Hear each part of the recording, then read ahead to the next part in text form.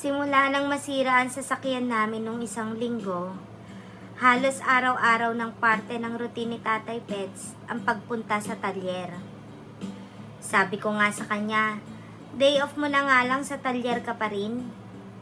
Pero ganun talaga siya, tahimik lang, pero hindi mapakali hanggat hindi naayos ang problema. Action man yan eh, kahit walang salita, gumagalaw.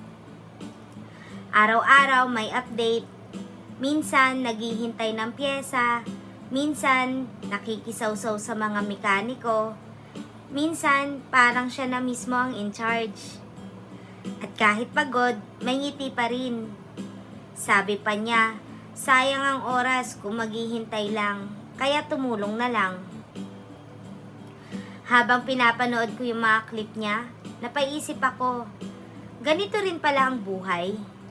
Minsan, kailangan mong huminto, maghintay, at sa paghihintay, matututo ring kumilos kahit maliit lang ang magagawa mo. Kasi, sa totoo lang, hindi lang makina ang inaayos dito, pati pasensya, tiwala, at pananampalataya.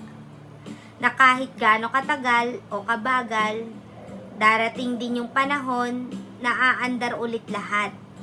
Mas maayos, mas matatag.